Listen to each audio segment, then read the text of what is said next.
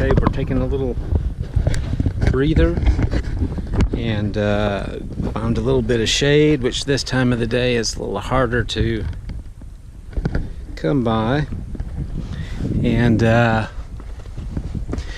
this is some more of that flat Tanner trail that doesn't show any kind of elevation gain or loss on the map. We had to come in from up around the corner. Come in, we have to make our way down through here, down to the bottom.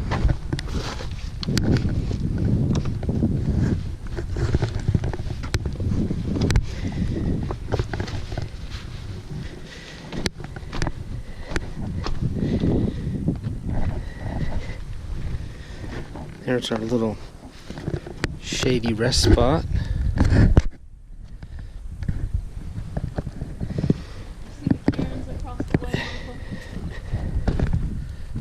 Oh yeah, okay. Okay, so we have to cross over that tongue of debris, climb up on the other side, and it looks like the beginnings of the trail are right there to climb up and out the rest of this drainage. And this is about, what, about the fourth one in a row like this? Yeah, it's the fourth big double where we do like a W. Up a big ridge, just like this, a very similar feature. A big ridge in the middle that you have to come down in the gully, back up the ridge, down in another gully before you're able to go up and out.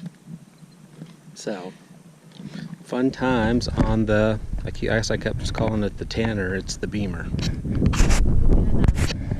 on the trail for 4.5 hours? 4 hours.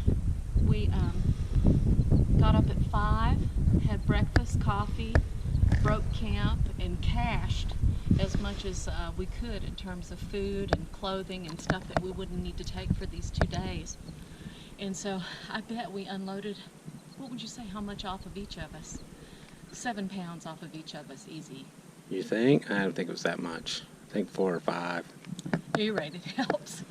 And got a 7:30 start. And so now the sun is full on.